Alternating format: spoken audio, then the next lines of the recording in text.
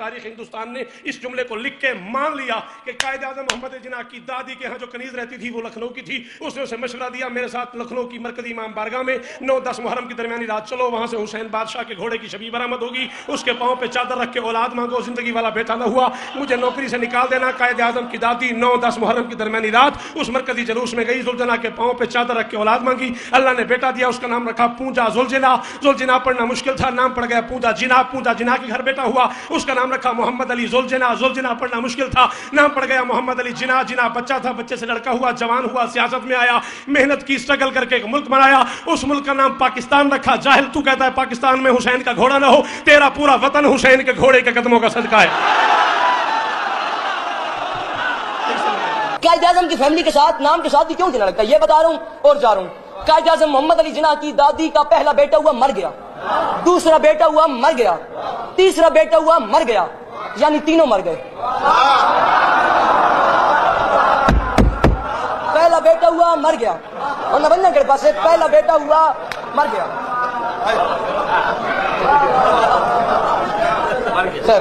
پہلا بیٹا ہوا مر گیا, بابا جی دعا فرمائے اس کو. پہلا بیٹا ہوا مر گیا, علی بھائی دوسرا بیٹا ہوا مر گیا, بابر بھائی تیسرا بیٹا ہوا مر گیا. بھائی جان تاریخ ہندوستان نے قبلہ اس جملے کو لکھ کے مان لیا ہے کہ قائد اعظم محمد علی جناح کی دادی کے یہاں ایک کنیز رہتی تھی, وہ لکھنؤ کی تھی.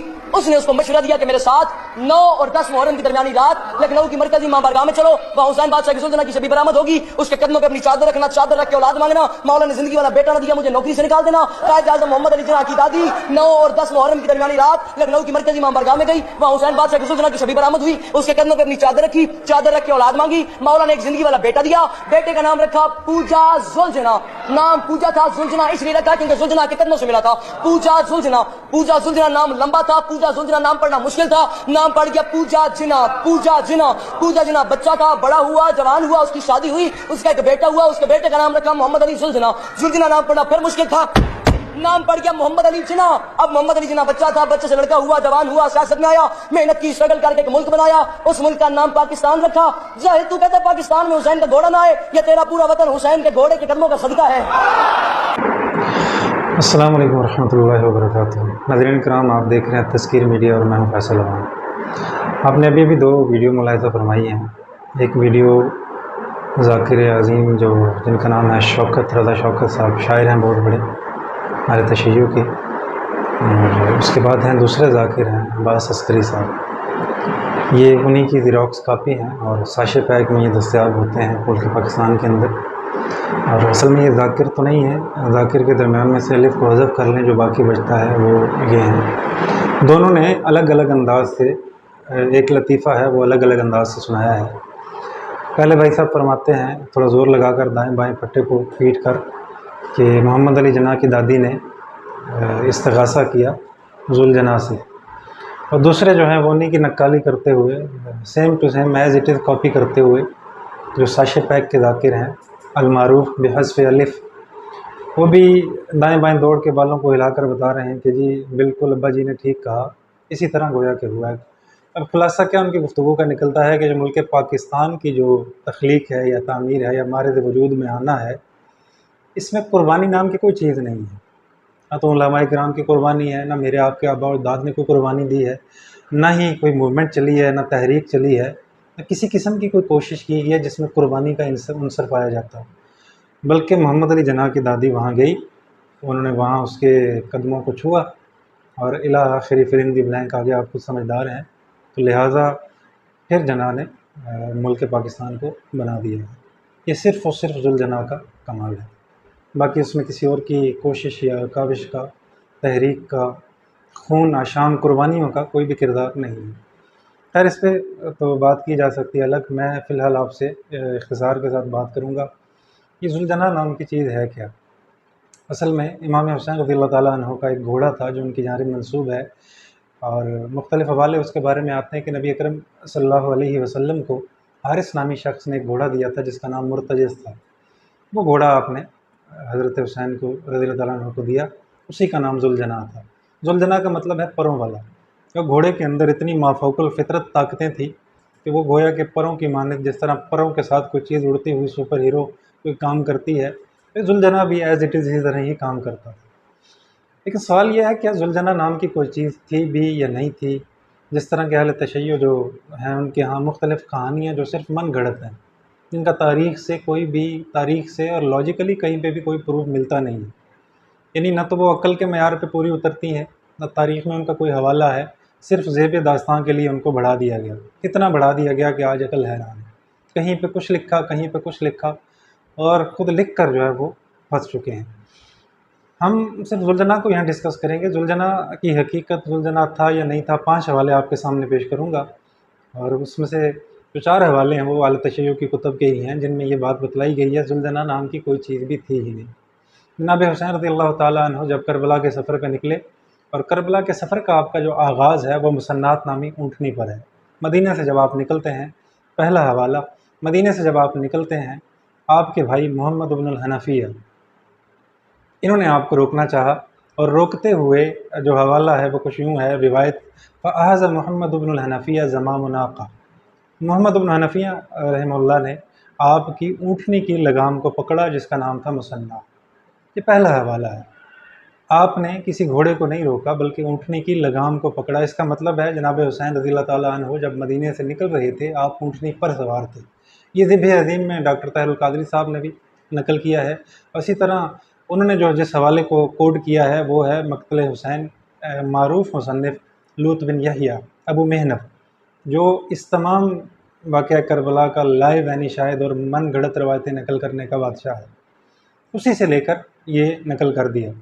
تو بہرحال یہ حوالہ چونکہ اونٹنی کے حوالے سے ہے، اور لکھ کر وہ خود پھنس گیا کہ کہیں پہ ذوالجناح کو ہواؤں میں اڑانا اور کہیں پر یہ نقل کر دینا کہ محمد بن الحنفیہ نے اونٹنی کی لگام کو پکڑا تھا۔ اس کا مطلب جناب حسین رضی اللہ تعالیٰ عنہ جب مدینے سے نکل رہے تھے آپ اونٹنی پر سوار تھے۔ پھر جب آپ کا کچھ سفر کٹا، آپ سفر میں آگے گئے، آپ کی ملاقات ہوئی فرزدق شاعر سے۔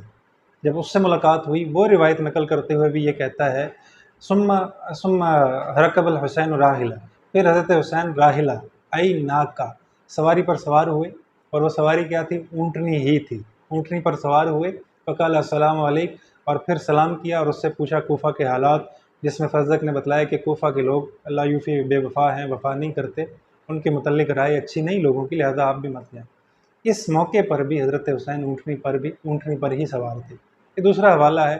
پھر آپ آگے چلے، آگے جب آپ پہنچے کربلا کے اندر، اور یہ حوالہ جو ہے وہ بہت ہے، میں یہ ریفرنس میں جو ہے وہ اصل کتاب کا حوالہ بھی آپ کے سامنے نقل کیا جائے گا۔ جب کربلا میں آپ پہنچے اور آپ نے کربلا کی زمین کو دیکھ کر کہا کہ ہذہ کربلا، یہ کربلا ہے، موضع کرب و بلا، یہ مصیبتوں اور علائشوں اور آلام اور مصائب کی جگہ کا نام ہے کربلا۔ یہ حضرت حسین رضی اللہ عنہ کے الفاظ تھے۔ پھر آپ مزید فرماتے ہیں کہ یہ جو جگہ ہے جہاں پہ مصیبتیں ہیں، پریشانیاں ہیں، یہ ہمارے اونٹنیوں کے ٹھہرنے کی جگہ ہے۔ وہ الفاظ کچھ یوں ہیں، ھذا مناہ رکابنا، یہ ہمارے اونٹنیوں کے ٹھہرنے کی جگہ ہے، ومہت رحالنا، ہمارے کجاووں کے رکھنے کی جگہ ہے، ومقتل رجالنا، اور ہمارے مردوں کی قتل گاہ ہے۔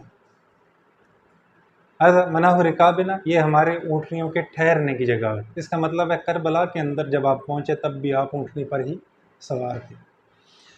اسی طرح ایک حوالہ اور ہے جو یہ حوالہ جو تھا یہ کشف الغمہ علامہ اربلی کی جلد 2 صفحہ 157 پر ہے۔ یہ آپ سائٹ پہ اس کی اصل کتاب میں یہ حوالہ دیکھ سکتے ہیں۔ ہذہ موضع کربلا، یہ کربلا کی جگہ ہے اور ہمارے اونٹنیوں کے ٹھہرنے کی جگہ۔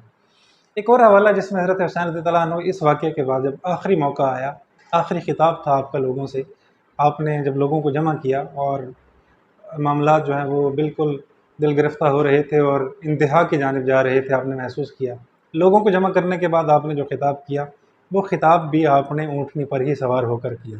الکامل ابن اسیر الجزری جلد 4 صفحہ 61 پر ہے، ثم رکب الحسین راحلہ وتقدم الی الناس، حضرت حسین رضی اللہ عنہ پھر سواری پر سوار ہوئے، اور وہ سواری کیا تھی؟ راحلہ ای ناقہ، اونٹنی تھی۔ آپ اونٹنی پر سوار ہوئے اور آپ نے لوگوں سے خطاب کیا، ونادا، اور آپ نے بلند آواز سے پکارا، یسمع بصوت عالی، بلند آواز سے پکارا، یسمع، جس کو لوگوں نے سنا، اور آپ نے ان سے خطاب کیا اور اپنے حوال بیان کیے اور آئندہ جنگ کے حالات کو بیان کیا کہ ہمیں یہ مسائل پیش آ سکتے ہیں۔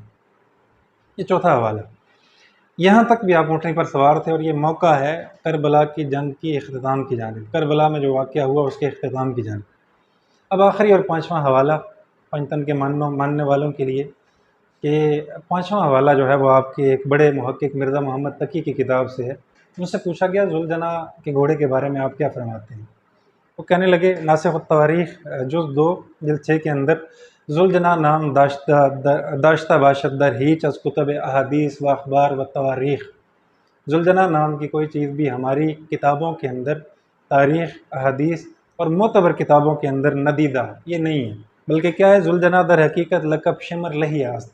ذوالجناح در حقیقت ایک شخص ہے جس کا نام تھا شمر ابن لہیہ یا شمر لہیہ اس کو کہا جاتا تھا، یہ اس کا لقب ہے، کسی گھوڑے کا نام نہیں ہے، کسی سواری کا نام نہیں ہے، کسی ایسی چیز کا نام نہیں ہے جو جناب امام حسین رضی اللہ تعالیٰ عنہ سے منسوب تھی. یہ 5 حوالے ہیں جن سے یہ ثابت ہوتا ہے کہ ذوالجناح نام کی کوئی چیز بھی کربلا میں حضرت حسین رضی اللہ تعالیٰ عنہ کے ساتھ نہیں تھی. نہ آپ اس پہ سوار تھے، نہ آپ کے ساتھ تھی، نہ آپ نے اس کو کبھی استعمال کیا ہے. ذیب داستان کے لیے ہمارے دوستوں نے بڑھا دیا اور بڑھایا اتنا کہ اس کو اتنی مافوق الفطرت طاقتوں قوتوں کا مرکز بنایا. کبھی اس کے توسط سے جو ہے وہ ملک پاکستان تخلیق ہو رہا ہے، لیکن حیرت انگیز بات یہ ہے ناظرین، پاکستان تو ذوالجناح کے توسط سے تخلیق ہوا، اسی کی برکت سے، اسی سے استغاثہ کرنے کے بعد، لیکن ان کے امام خمینی نے ایران میں اس سے توسل نہیں لیا، بلکہ بہت ساری جانیں قربان کی، وہاں پر بہت سارے لوگوں کی قربانی دی، تب ایران میں ان کی بہار آئی. وہاں پر ان کو یہ خیال نہیں آیا کہ انہیں اس سے توسل کیا جائے اور اس کے قدمین اور مابین قدمین جو چیز ہے اس سے استغاثہ کر کے کوشش کی جاتی. میں ان سے یہ جو ذاکر اور بڑے ذاکر پرو میکس ان سے گزارش کروں گا وہاں پر بھی یہ پیغام پہنچائیں. ان کے علم میں نہیں ہے، مذہب آپ کا ایک ہے، کتب آپ کی ایک ہیں، آپ انہیں بھی بتلائیں کہ اس سے توسل کر کے آپ ملک تخلیق کر سکتے ہیں. اور ان کی بھی دادیوں کو، وہاں کی جو خواتین ہیں ان کو بھی بتائیں کہ توسل اگر کیا جائے تو کنیزوں کے توسل سے، اگر یہاں تک خادمہ کے توسل سے ملک بن سکتا ہے تو پھر ایران میں کیوں نہیں کوششیں کی جا سکتی. ناظرین کرام، گزارش یہ ہے کہ یہ من گڑت کہانیاں ہیں اور میں بار بار کر رہا ہوں، زیب داستان کے لیے ہیں، حوالے آپ کے سامنے ہیں، کوئی گلہ نہ کرے. ہم نے اپنی طرف سے کچھ بھی نہیں، صرف کیونکہ ہر محرم کے موقع پر یہ کلپ ضرور وائرل ہوتا ہے اور چلایا جاتا ہے، نوٹ اٹھا کر بتایا جاتا ہے کہ اس پہ جس کی تصویر ہے، اور یہ ملک جو ہے اس میں تم حسین کا گھوڑا نکلنے نہیں دیتے، ملک تمہیں ملا ہی حسین کے. وہ بھائی حسین کا گھوڑا تو ثابت کرو پہلے، یہ تو بتلاؤ کہ وہ گھوڑا ان کے ساتھ تھا کسی معتبر حوالے سے اور اس کا نام یہ تھا. ماننے کے لیے تیار ہے. فی الحال تو یہ ہے کہ آپ ہی کے گھر کے حوالے ہیں، آپ ہی کی کتب کے حوالے ہیں، اور عرض یہی کروں گا کہ نہ تم صدمے ہمیں دیتے، نہ یوں اظہار ہم کرتے، نہ کھلتے راز سر بستہ، نہ یوں رسوائیاں ہوتی. ان گھوڑوں سے کچھ نہیں ہوتا، اپنے مالک حقیقی کی طرف جائیے.